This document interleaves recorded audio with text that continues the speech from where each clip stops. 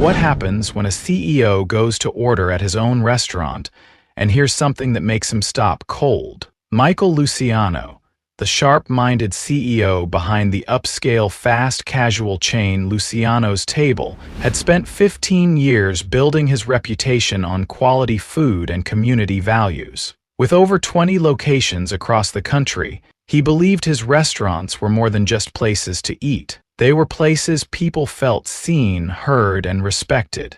But in recent months, unsettling rumors had started to surface. Staff morale was dipping, customer satisfaction scores were slipping, and subtle signs of discrimination had been reported anonymously. His regional directors dismissed the concerns, claiming everything was under control. Still, Michael couldn't shake the feeling that something was being hidden. Determined to see the truth for himself, he went undercover, dressed in jeans and a hoodie, and stepped into one of his busiest locations. But just as he was about to place his order, two boys behind him started talking, and what he overheard stopped him in his tracks. Michael Luciano stood at the entrance of his own restaurant, baseball cap pulled low over his eyes. After 15 years of success, he felt disconnected from what once was his passion. The spreadsheets and executive meetings had replaced the sizzle of pans and customer conversations he once loved.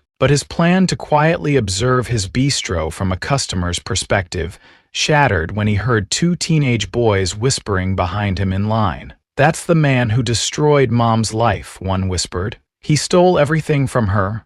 Michael's hand froze mid-air as he reached for the menu, his heart suddenly pounding against his ribs. Who were these boys, and what had he supposedly done to their mother? Michael Luciano had always envisioned his restaurants as more than a place to eat. To him, food was about connection, the comfort of a shared table, the way flavors could freeze a memory in time. He opened his first bistro at 28, channeling years of grueling culinary training and a deep belief that food could bring people together. Back then, it wasn't unusual to find him in the kitchen, sweat dripping down his brow, sleeves rolled up to his elbows, crafting new recipes while the dinner rush swelled. On quieter evenings, he'd make his rounds, chatting with customers about their meals, jotting down ideas for how the surf could be improved. Those were the days when he knew every staff member by name, celebrated their birthdays with handwritten notes, and stayed late to clean up alongside the team. The restaurant thrived, and the buzz around it grew.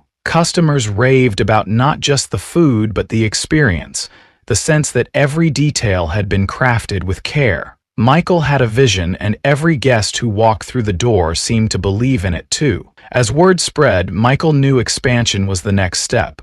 But growth, as exciting as it seemed, came with undeniable pressure. The second location opened in the neighboring town almost 2 years later, followed by a third the year after that. Soon, Luciano's Table had become a small empire, spreading across neighboring cities with a presence that was no longer intimate, yet undeniably successful. What Michael hadn't anticipated, though, was how this expansion would pull him out of the kitchen into a world of contracts, quarterly reviews, and constant travel. The once deeply personal act of running his restaurant had shifted into overseeing spreadsheets and business strategies. By the time the chain hit double days in boardrooms than he did anywhere near the smell of freshly baked focaccia or a sizzling stovetop. And as the business rose to represent quality and consistency on a large scale, the soul that had once been its foundation began to slip further from his grasp. The signs of this disconnect appeared gradually, but they became harder to ignore. Employees whose names he didn't know quietly quit without explanation, and sometimes not so quietly. He'd hear secondhand about high staff turnover rates or clashes between kitchen teams, but the explanations his district managers offered were vague. There were complaints, small at first, from customers who noted the staff seemed less attentive, or the food slightly, and there were moments Michael personally missed. The anniversary of his longest tenured cook came and went without any recognition, a painful realization when he overheard a passing comment of disappointment from the staff. Then came the email from a loyal customer couple whose kind words had previously graced every Yelp review they left about his first location. They had written, much more pointedly this time, that they could hardly recognize the service during the last visit. Mistakes were made with their order. No one seemed interested in their feedback. The characteristic warmth, they wrote, was gone. Michael read it twice, the second time aloud, feeling a pang of something he couldn't yet admit. It's a story not unfamiliar to leaders of successful businesses, a gradual drift from the core that once anchored them in their work. Research into leadership behaviors warns of this common phenomenon, where the demands of scaling a business pull leaders away from the human experience of their teams and customers. Studies show that as businesses grow larger, executives often end up relying on removed metrics and filtered reports that mask the everyday experiences of employees. That gap can lead to alienation from the very audience they're supposedly serving. Those once open channels of communication become narrowing trails, replaced by layers of middle management and data points. Michael wasn't immune to these pitfalls, though he could feel it more acutely than most. His morning coffee sometimes tasted a little too bitter when he thought about how far he'd come from the days of shaping the business with his own two hands. It wasn't just the logistics or office hours that had shifted. There was an emotional cost, too.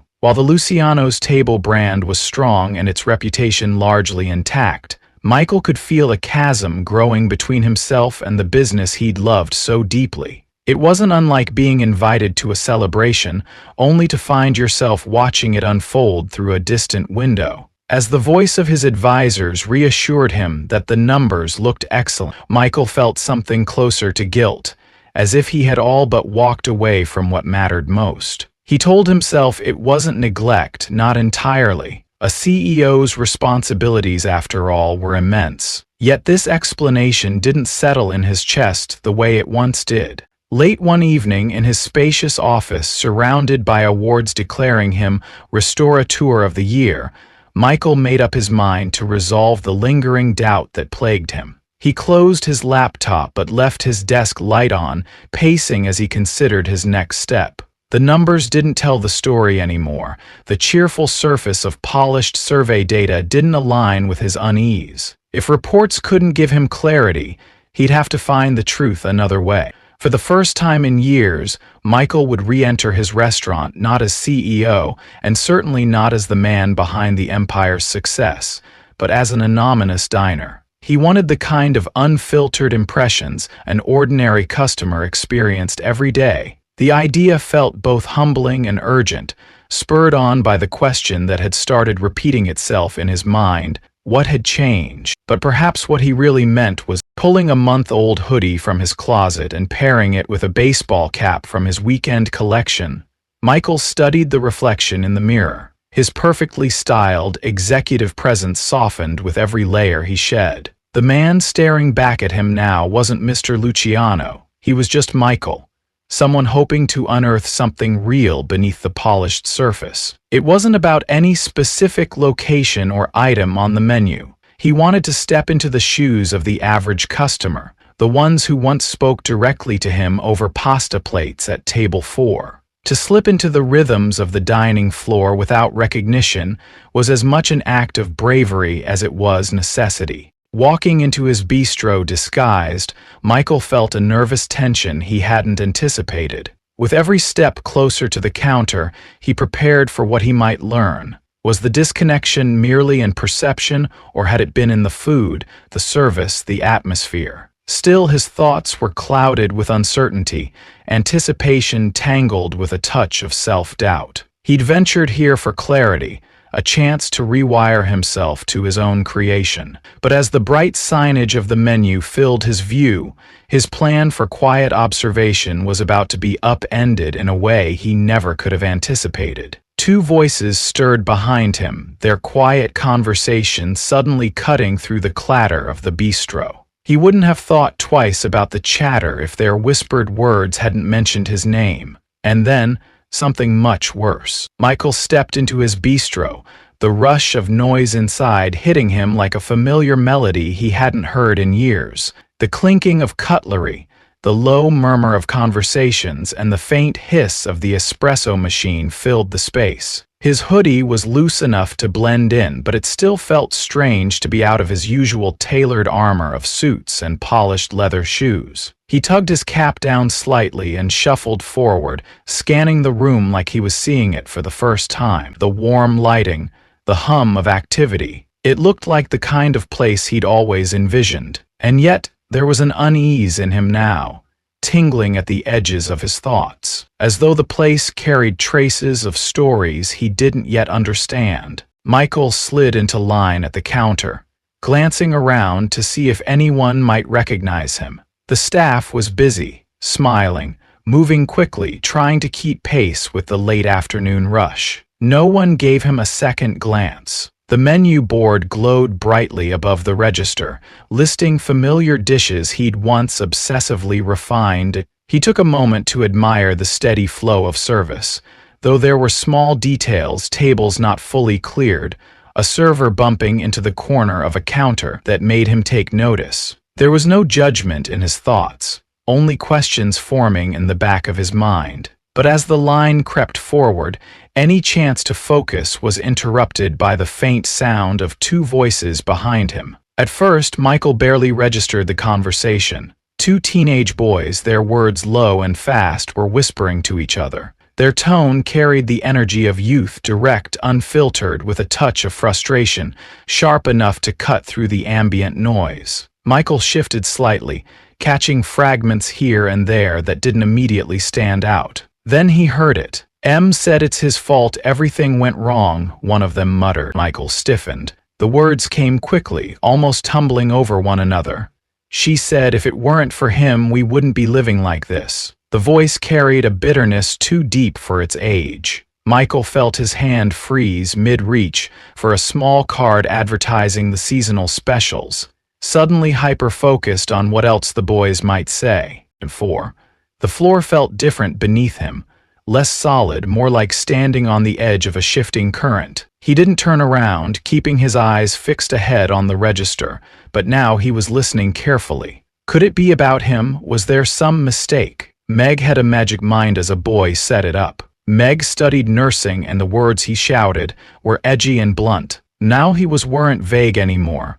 They were direct and they were pointed. His name hadn't been spoken outright, but everything about their tone and the words they chose left little room for denial. Quiet as they were, their bitterness cut through the air like a sharp knife. The counter staff called for the next customer, jolting Michael from his thoughts. He stepped forward automatically but faltered just slightly, enough for the cashier to give him an expectant look. He cleared his throat and ordered quickly, a coffee, nothing complicated, and moved aside, pretending to examine the small display of desserts near the pickup counter. All the while, he stayed in tune with the voices behind him.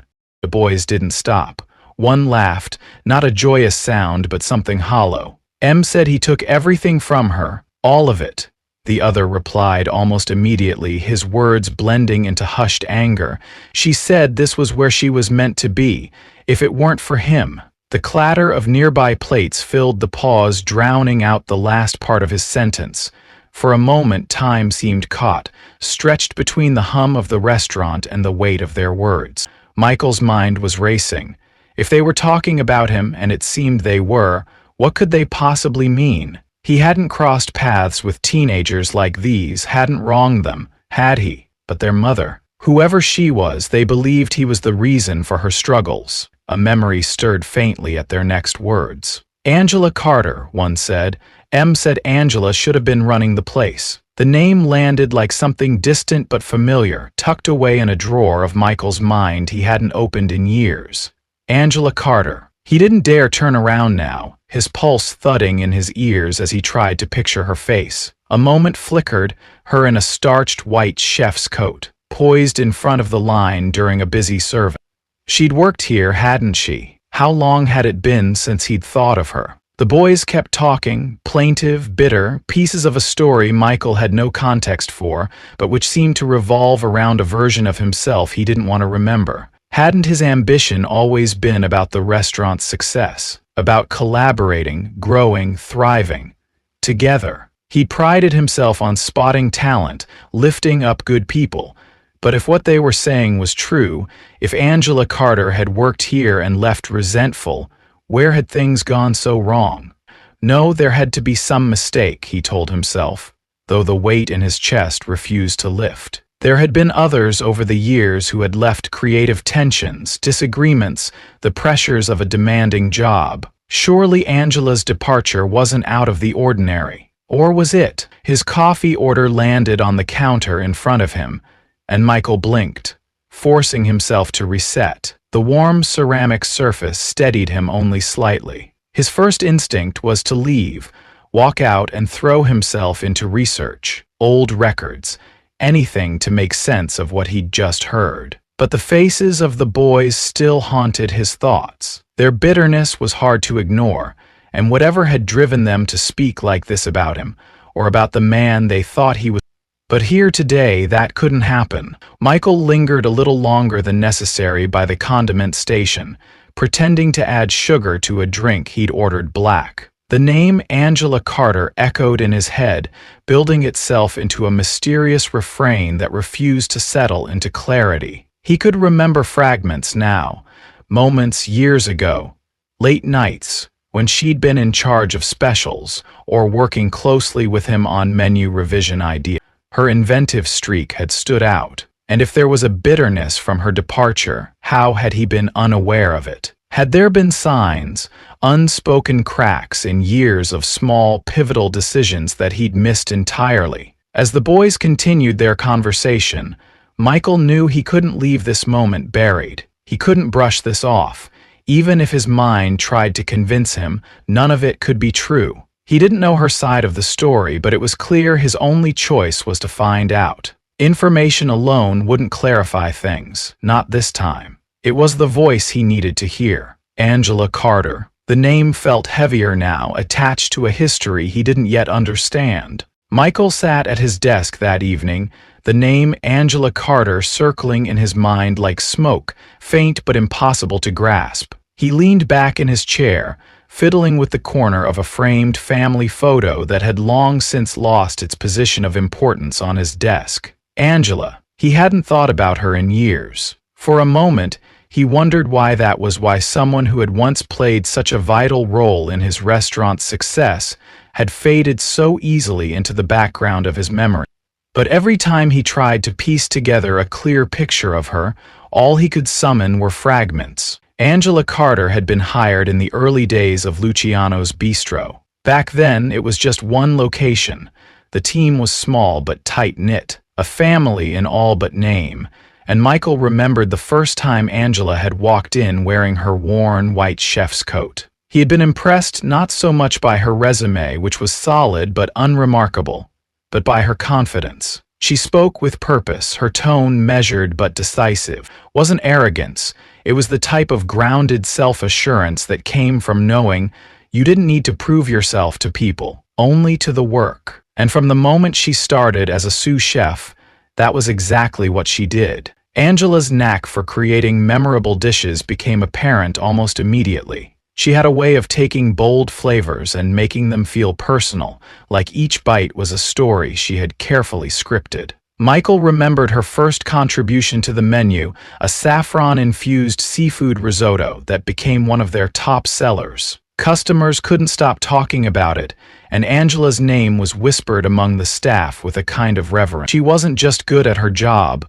she elevated the entire kitchen when she was in it. As Michael's thoughts lingered on those memories, another scene started to unfold, the day Angela left. He couldn't remember the details, but he did recall it was abrupt. One day she was by his side, helping test recipes for an upcoming seasonal menu. The next, she was gone. He couldn't place why he hadn't asked more questions at the time. There had been rumors Some said there had been a blow-up in the kitchen, that Angela had called someone out during prep and things had spiraled. Others whispered that she'd been frustrated for months. Michael wasn't sure what he'd believed back then, only that he hadn't gotten involved. In his mind, her departure had been another ordinary occurrence in the high-pressure world of restaurants. But now, sitting in his office with the accusations from those boys repeating like a broken record, he couldn't dismiss the unease gnawing at him. The boys had said it was his fault, that he had destroyed her life. Michael ran his hands through his hair, trying to remember if he'd ever confronted the ripple effects of her leaving. He hadn't. The truth was, while Angela brought undeniable value to the restaurant in those early days, once she was gone, he simply moved forward. Her risotto stayed on the menu. Other dishes she had innovated were quietly attributed to the restaurant itself. Luciano's signature recipes. He had always assumed her departure hadn't left a lasting impact because the restaurant thrived long after she left. But now, her name carried a weight he couldn't avoid. Michael opened his laptop and began to dig through old files, employee records and kitchen schedules, anything that might remind him of her. But the trail was faint. Angela had been a standout, but that was years ago, and nothing in the data gave him the answers he was searching for. He found a few notes in staff meetings about menu contributions labeled under team effort from that time, but nothing that singled Angela out for standout recognition. His fingers hovered over the keyboard as he typed her name into search engines, hoping anything would connect the dots. What he didn't find was somehow heavier than what he did. There were no glowing articles about her moving on to other well-known restaurants, no mentions of awards or acclaim. If she had gone on to great success after Luciano's Bistro,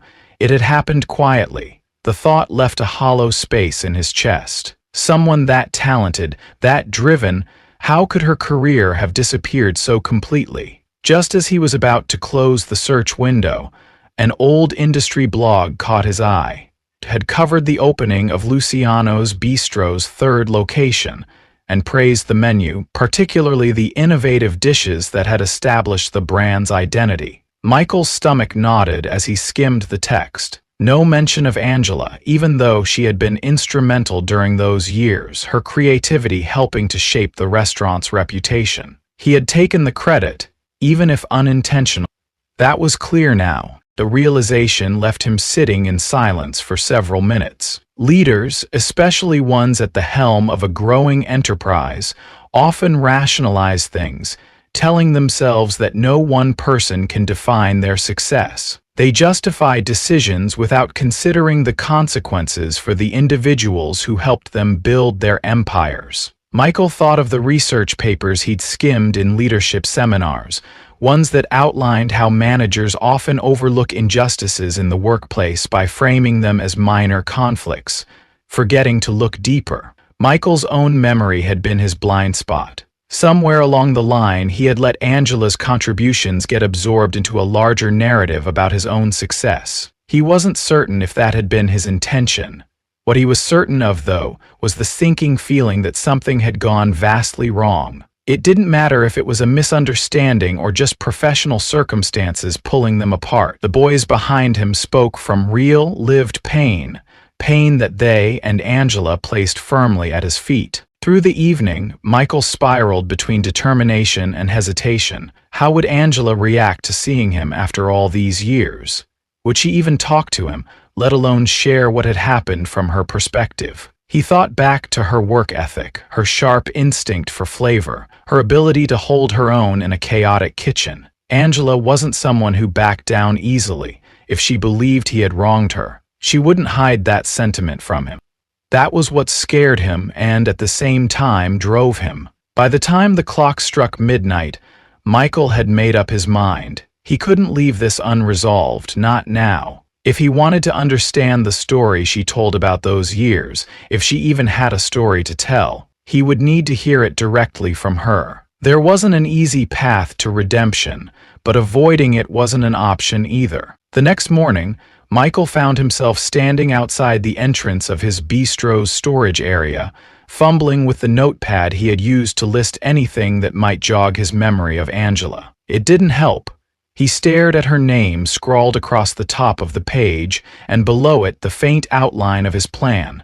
Find her, listen, and, maybe, try to make amends. It felt inadequate, but it was all he had. As he pocketed the notepad, Michael turned toward the street. He had tracked her address through colleagues who had stayed in the industry long enough to recall her path. She hadn't moved far, but the details about her current life were scarce. Finally, his phone buzzed with the confirmation from a former contact.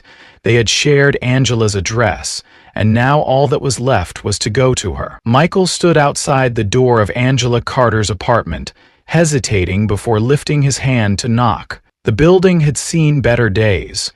Cracks stretched like veins along the concrete walls, and rust crept up the edges of the stairwell railings. A faint smell of cigarette smoke lingered in the halls, mixing with the faint tap of a television playing behind some of the neighboring doors. He glanced down at the address he'd double-checked 3 times, as if the tiny scrawl could somehow confirm whether this was even a good idea. He had pictured this moment during the drive over, but couldn't prepare for the rush of unease now clouding his thoughts. Between the chipped paint on the doorframe and the worn welcome mat, there was a loud reminder staring back at him.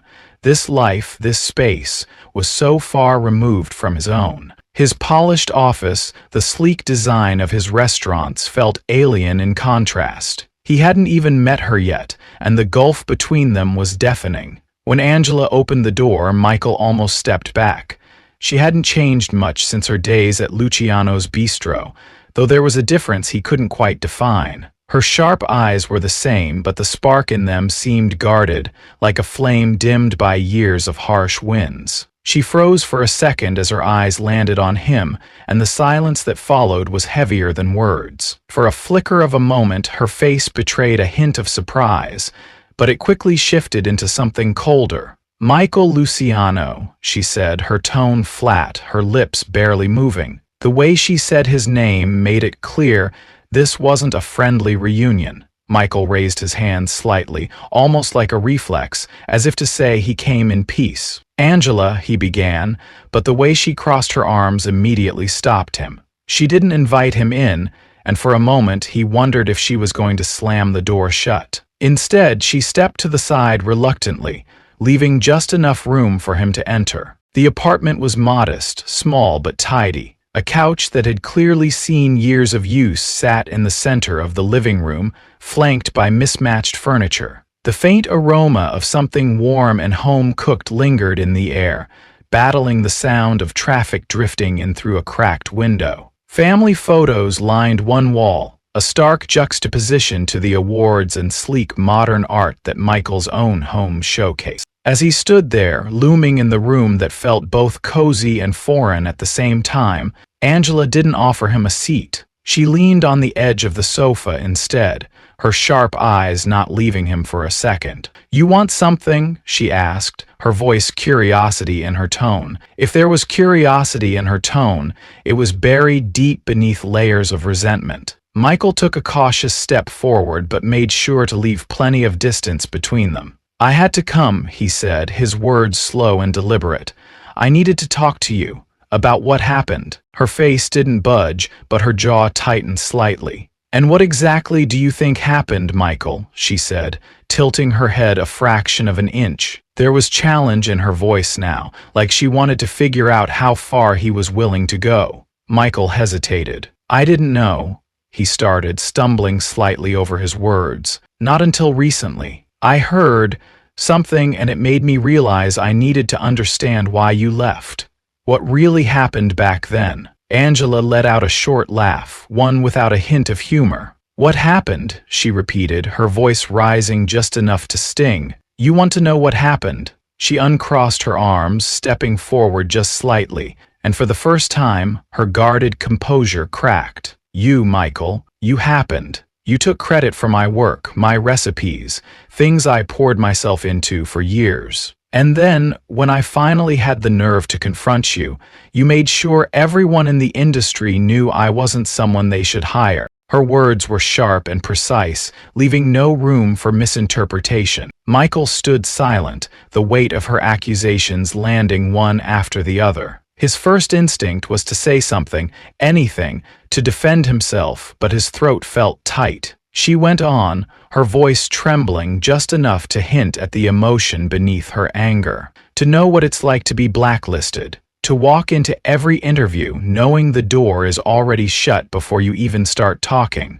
People whispered behind my back, "Michael," and the ones who didn't outright avoid me gave me jobs so far below what I was capable of, I might as well have been starting over. Michael's hands hung loosely by his sides as he listened. He felt her words like punches, each one hitting him harder than the last. For years he had convinced himself things had simply moved on, that life went on for everyone, even people like Angela. But now the reality was undeniable. He stood there in her home, a space that spoke volumes about a life not just paused but rerouted, strained by years of hardship. And he was at the center of it. Angela finally fell quiet, though the tension in the room didn't dissipate. "You have no idea what that did to me," she said, her voice lower now, heavy with exhaustion rather than anger. "I went from being someone to this, scraping by with some desk job that doesn't even come close to what I was capable of. And all because you decided you were the only one who deserved to succeed." She stepped back slightly, crossing her arms again, though this time it looked more like a protective gesture. For the first time since arriving, Michael felt words forming in his throat again, though they didn't come easily. "Angela, I didn't know.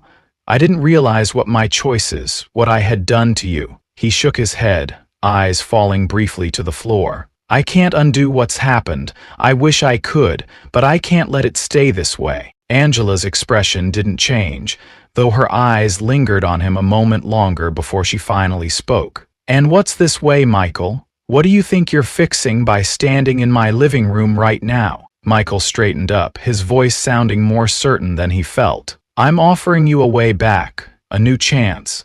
Not because I can fix the past, but because it's the least I can do." When she didn't reply, he continued, his voice softer now. "I want you to come back to Luciano's. Your way, as co-head chef with full creative control, full recognition, public credit for what you built back then and for what you'll create moving forward." The words hung in the air, heavy and fragile all at once. Angela didn't respond immediately, her face unreadable as she studied him. The silence stretched as Michael stood there, waiting, knowing her answer would come, though not knowing what it would be. Angela Carter's first day back at Luciano's bistro began with quiet stares and hushed conversations. Staff whispered her name in tones that mixed curiosity and uncertainty, the weight of her return buzzing through the kitchen like an unspoken truth no one wanted to address outright. Some had worked alongside her in the past, while others only knew her by reputation,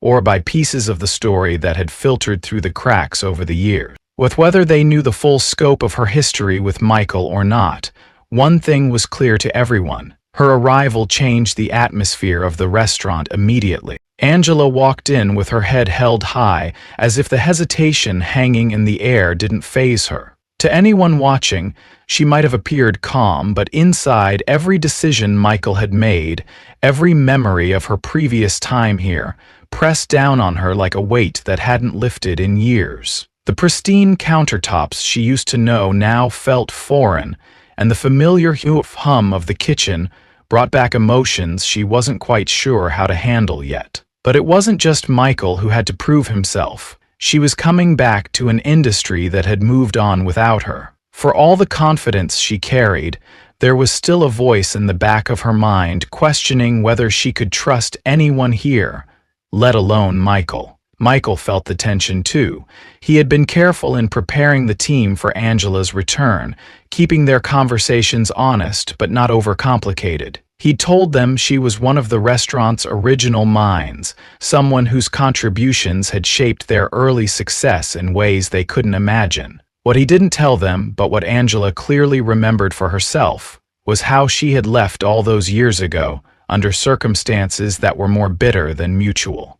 That bitterness lingered in subtle ways. The first few meetings between Angela and Michael felt like two sparring partners circling each other, neither wanting to be the first to step too close. Small conflicts began almost as soon as she slipped back into the rhythm of the kitchen. During a meeting about reworking the spring menu, Angela pitched an adventurous new dish, a blend of Cajun spices with an Italian risotto base. inspired partially by flavors she had been experimenting with during her years away. Michael hesitated.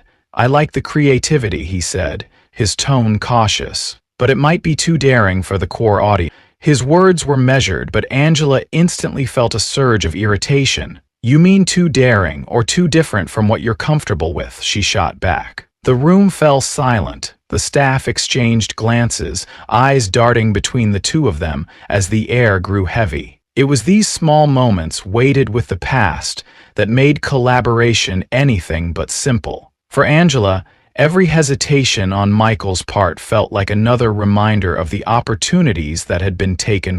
For Michael, every flare of tension was a painful realization of just how deep the damage had gone. But the slow rebuilding of trust doesn't happen through large, dramatic gestures. It happens in the quiet, persistent acts of day-to-day effort. Michael began to lean into collaboration in ways he hadn't before. He made it a point to acknowledge Angela's creative recommendations, even if they forced him outside his comfort zone. During a particularly hectic Friday, Angela found herself drowning in prep for a new dish the two had agreed to test for the weekend menu. Without hesitation, Michael stepped in beside her, catching her by surprise. "What needs chopping?" he asked plainly, grabbing a knife. For the rest of the evening, he moved as an extra hand, saying little but working efficiently. It was a small thing, but in that moment Angela felt the tiniest crack in the barrier between them. One of the most significant moments came late one evening as the staff prepared for a visiting food critic.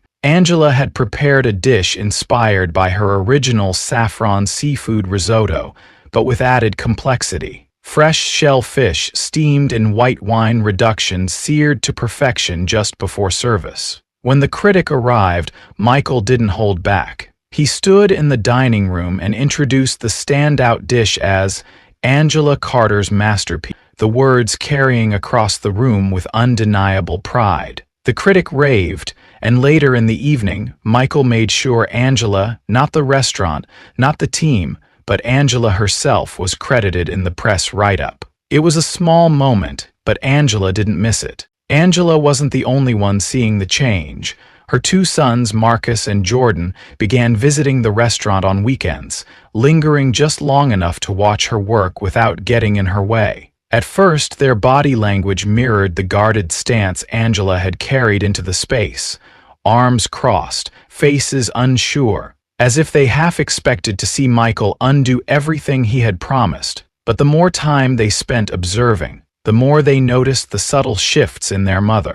It wasn't just her cooking, it was the way she walked through the kitchen with a confidence they hadn't seen before, giving orders and receiving respect from an ever-growing team of young cooks who looked up to her. They started eating in the dining room, their expressions softening with each visit. When Michael approached their table one day to check on the meal, Marcus, usually the more reserved of the two, simply nodded and said, "It's good." It wasn't much, but it was a start. Angela's growing confidence in her role was mirrored by the energy within the restaurant itself. The menu transformed with each passing season, reflecting not just her creative flair but Michael's willingness to embrace ideas outside his own. Together, they worked on dishes that blended his insistence on quality control with her bold experimentation. Their intricate creations began to draw attention from locals and critics alike. Plates like the smoky lemon burrata with crisped prosciutto became instant favorites, while Angela's carefully crafted lobster-stuffed agnelli became a signature item that diners specifically came to experience. Customers started to talk about the partnership, calling it the L&C effect, a sense of collaboration that brought fresh life to the bistro's identity. The staff, many of whom had been skeptical at first, felt the change too. Michael made room for Angela to lead, stepping back when needed and stepping up when it mattered most. Angela, in turn, showed patience, though cautious at first. She gradually let go of lingering resentment, focusing instead on what they were building together. Research on workplace dynamics supports what was unfolding between them. Trust, as it turns out, doesn't come from grand gestures alone. It relies on consistent action, acknowledgement of mistakes, and visible efforts to do better. Small acts of collaboration became cornerstones of their recovery, whether it was co-creating a new dish or Michael ensuring Angela had the final say on the menu design. Without the passive conversations and assumptions of the past, they began to find something closer to balance. Eventually, the restaurant itself came to symbolize not just the potential for success, but the strength of two people, willing to confront their history and move forward. Customers felt it in the atmosphere, and the staff embraced it in their work. The restaurant thrived, glowing reviews pouring in not just for the food but for the creative energy that filled every corner of the bistro. One evening,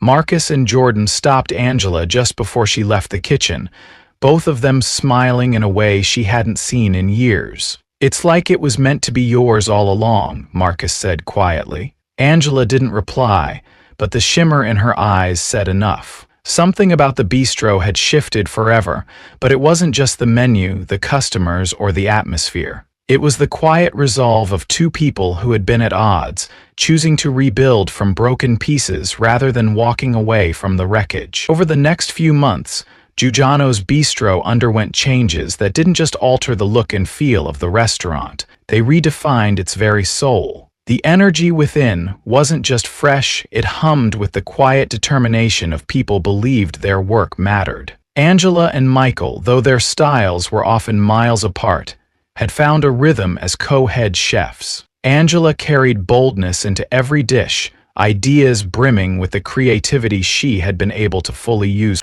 Michael brought a measured precision, ensuring that every plate met the exacting standards the restaurant had become known for. Together, they pushed each other in a way that felt less like competition and more like evolution. The day-to-day work was demanding, a constant swirl of timing, temperature, and taste, but something about the shared vision made it different. For Angela, it was the first time in years that each day didn't feel like dragging herself through a routine. Her input wasn't just asked for, it was valued. Michael didn't hover over her decisions. When she walked him through the marinade for a smoky paprika lamb dish, he didn't suggest changes. He asked questions, focused and curious, trying to understand her process. It was subtle, but each small exchange chipped away at the guardedness they both carried. Customers noticed the shift in the air, though they couldn't always place what felt different. The menu reflected the dynamic they were building,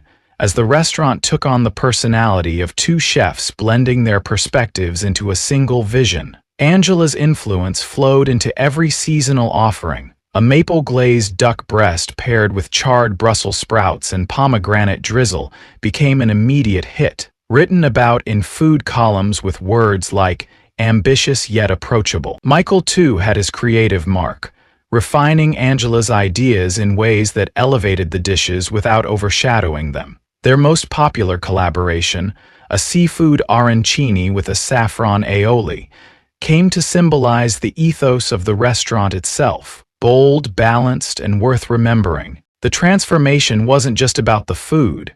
The atmosphere inside Luciano's Bistro shifted too. The staff, many of whom had initially viewed Angela's return with skepticism, grew to appreciate her direction. At first, the kitchen felt divided, some gravitating toward Michael's calm structure, others observing Angela's fierce focus. But over time, those lines dissolved. Generations example owning her ideas, sharing credit where it was due, and showing her vulnerability when things didn't go as planned resonated with the younger cooks. Even those who used to hurry through shifts began to stay late, swapping stories during prep or brainstorming dish ideas. This collaboration didn't arise naturally. It had to be built one moment at a time. But by the time the holidays rolled around, it wasn't unusual to hear laughter spilling out of the kitchen, even on the busiest nights. Michael found himself reflecting on moments that would gone unnoticed before. There was a time when his attention had been swallowed by spreadsheets. His focus honed so narrowly on growth that he'd barely seen the people holding the foundation together. Now, those same people weren't just numbers on payroll reports. They were individuals, each adding something unique to the environment. Studies on workplace dynamics showed him why this mattered. Research confirmed that employee engagement surged when leaders displayed accountability and openness. Seeing those statistics reflected in his own restaurant, however, carried a deeper weight. Angela's sons, Marcus and Jordan, became part of this transformation in ways no one could have anticipated. At first, their visits were sporadic.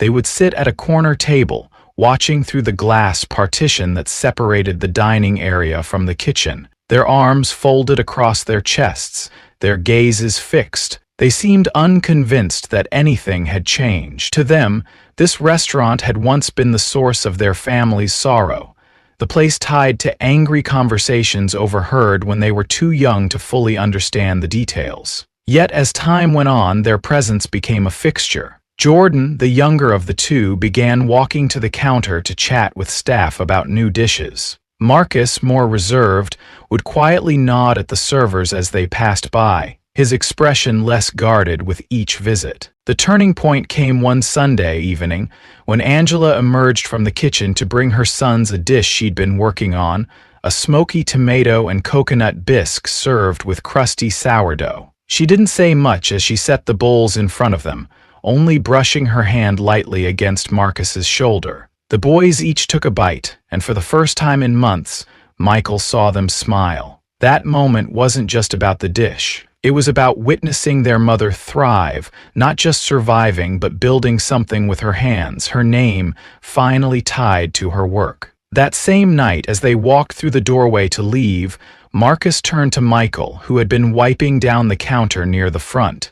"Guess we were wrong about you a little," he said, his voice quiet but steady. Michael knew better than to press for more, giving only a small nod in return. Even so, the shift was undeniable. Michael and Angela's partnership grew in ways neither of them had anticipated. What began as a heavy, silent tension between them evolved into something that resembled trust. They still disagreed often. Angela's ambitious ideas sometimes clashed with Michael's practical instincts. But these conflicts no longer carried the sharpness of the past. Instead, their debates pushed each other to think bigger, to lean toward possibilities they might not have considered on their own. The transformation wasn't immediate. It took deliberate effort, patience, and unspoken forgiveness that lingered between them until, one day, it didn't need to be acknowledged aloud. The restaurant itself became an embodiment of this growth. Critics, once focused solely on the food, began writing about the atmosphere of Luciano's bistro,